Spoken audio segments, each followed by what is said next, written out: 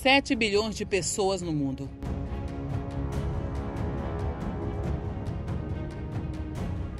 No Brasil, segundo o IBGE, existem aproximadamente 212 milhões de pessoas que vivem a pior crise da saúde há mais de um ano, que reflete direto na vida de inúmeros brasileiros que ficaram desempregados e enfrentam a pobreza.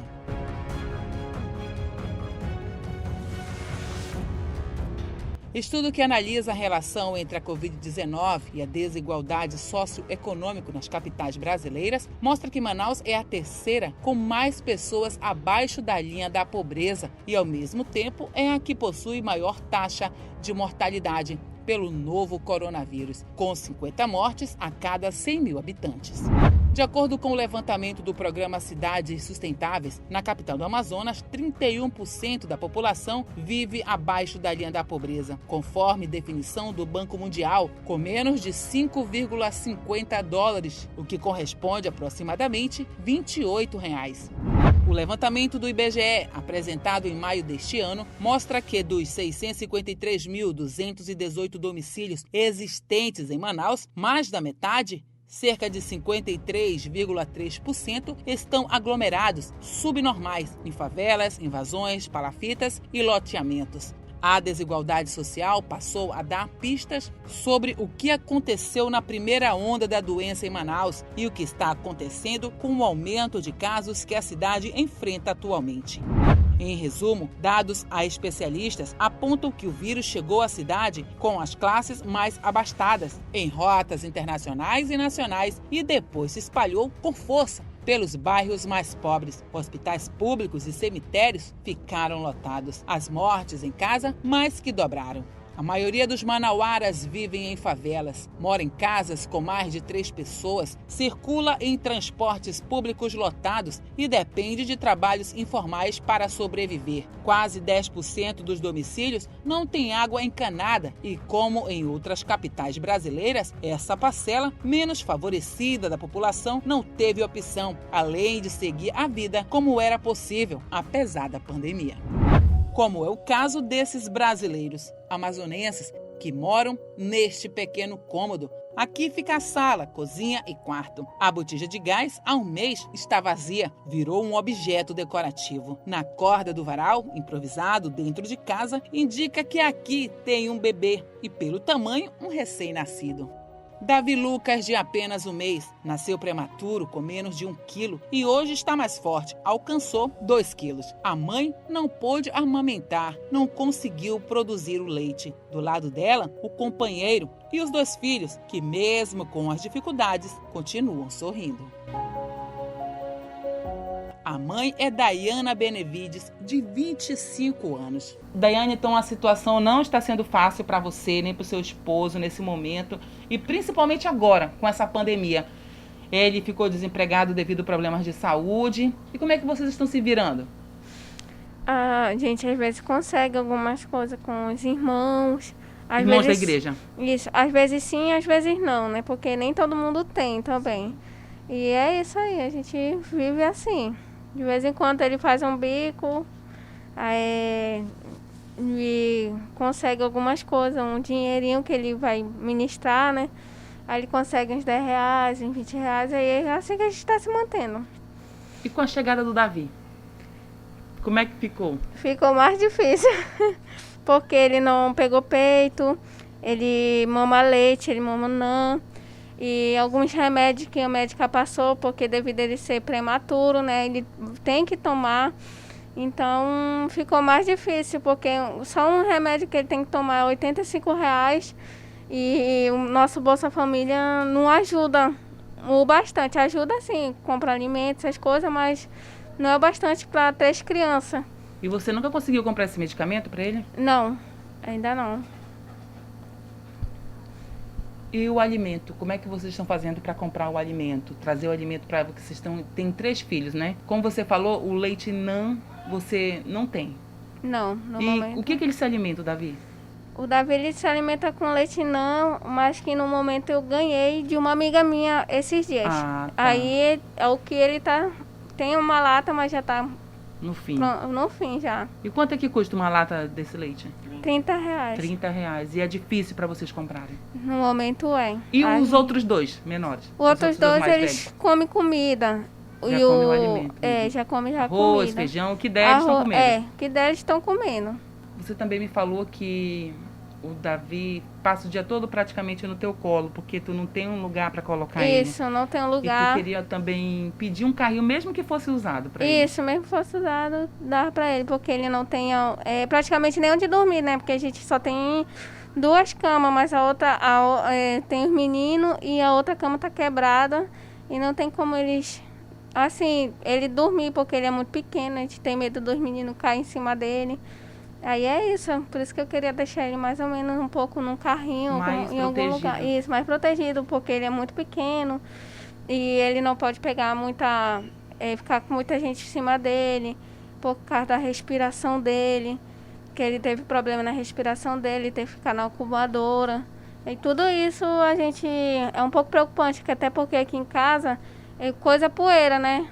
Aí com mais meninos em cima, aí complica a respiração dele. Vocês chegaram a pegar Covid aqui, você, o seu esposo? Eu peguei com 3 meses de grávida dele. Eu quase perdo ele. 3 meses, mas eu consegui chegar até os 7 meses com ele. E graças a Deus ele está vivo. Graças a Deus ele está vivo até agora. Já Jonas de Souza está desempregado. Trabalhava em uma metalúrgica, fazia serviços pesados que lhe renderam problemas graves na coluna. O sustento da família provém de ajuda de terceiros e do Bolsa Família no valor de R$200. Paizinho, você quando pega teu filho no colo, pequenininho, você que é o provedor dos alimentos para trazer para casa, como é que tu vê essa situação hoje, quando tu se vê um homem que não está trabalhando, precisa estar recebendo ajuda de outras pessoas para poder trazer o alimento para casa, sustentar a esposa, comprar fraldas. Às vezes, como ela falou, não tem dinheiro para comprar o leite do Davi. Como é que tu se sente? Para falar a verdade, a gente se sente assim um pouco meio diante da sociedade humilhado. Essa é a realidade, né? Porque muitas pessoas olham para nós e há uma discriminação. Porque eles olham e dizem, porque não quer trabalhar, porque já peguei nome de vagabundo, já peguei nome de preguiçoso. E muitas das vezes tenho chorado diante do Senhor, digo, Pai, eu não pedi para passar por esse problema, mas ao mesmo tempo eu agradeço a Deus por tudo que Ele tem feito, né? E muitas pessoas dizem, como é que tu vai se manter com essas crianças? Eu digo, Deus proverá. Essa é a realidade.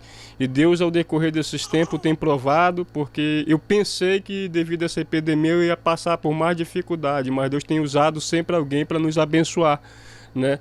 Alguém vem e traz aí um dinheiro, às vezes alguém traz um alimento. E hoje eu olho para os meus filhos e nas minhas orações que eu apresento ao Senhor, eu digo, Deus, não olhe para mim porque sou pecador, mas olhe pelo menos para os meus filhos. Então, Ele não pediu para vir ao mundo. E uma coisa que eu sempre digo, o que eu puder fazer pelos meus filhos, eu estou fazendo. Essa é a realidade, né? O mundo pode ser até que nos maltrate, mas hoje eu aprendi que se eu puder fazer algo melhor para os meus filhos, eu estou dando. O que eu não tive no meu passado, hoje eu estou querendo dar a eles. Não pude verdadeiramente dar tudo o que eu quis, mas aos poucos Deus está suprindo, né, minha necessidade. E eu sempre tenho falado com ela, conversando, e não na hora desse momento de aflições, não murmure. Porque se você murmurar é pior. Então, Deus prometeu no tempo de Elias que os corvos iam alimentar os seus profetas, alimentar os seus filhos. Então eu digo, Senhor, então está na hora, use corvo para nos alimentar, né? E graças a Deus Deus tá prosperando, irmão. É pouco, mas em compensação tudo que vem de Deus é bênção, é graça. Então nós estamos aqui diante dessa entrevista, não para querer dizer que nós somos mais uma família que está passando por uma calamidade, não, irmão. Que eu olho assim para o meu problema, tem pessoas que talvez estejam passando por um problema pior do que o meu. Mas é no momento que a gente tem que se expor e dizer que se eu estou precisando, eu tenho que abrir a boca, eu tenho que falar, né? Se não fosse essa pandemia, você acredita que estaria trabalhando? No momento fazendo pelo menos um serviço mais leve? Não, em termos de serviço eu estava fazendo. Eu estava fazendo um serviço com o meu primo, trabalhava na área de hidráulica, né? Não fazia muita força, mas chegava às vezes em casa eu sentia as dores, porque só quem tem problema sabe as dificuldades que enfrenta.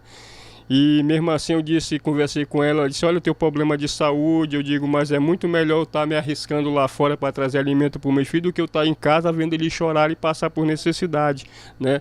Porque tem pessoas que dizem, o homem ele já é muito mais egoísta, só que não, eu aprendi em 2 fases da vida, com meus filhos foi assim. Eu aprendi tanto ter o amor de pai, como eu também aprendi a adquirir um pouco de amor de mãe.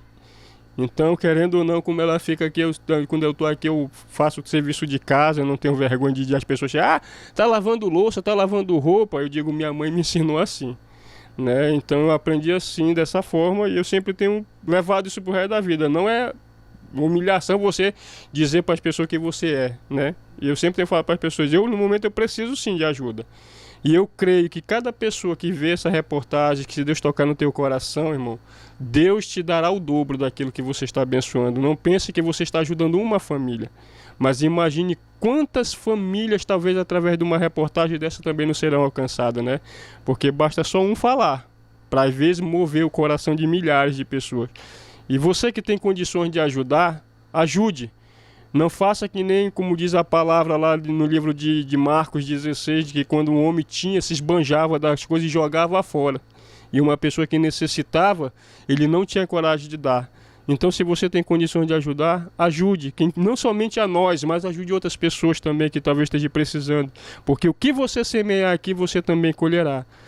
Então, essa é uma palavra que eu quero deixar aos nossos corações nessa tarde, né? E dizer que tudo que você quer ajudar, Deus vai te abençoar, e você que não ajudar, Deus vai te abençoar da mesma forma, não importa de que forma seja, mas eu creio que Deus vai abençoar essa nação como Ele sempre tem abençoado, né?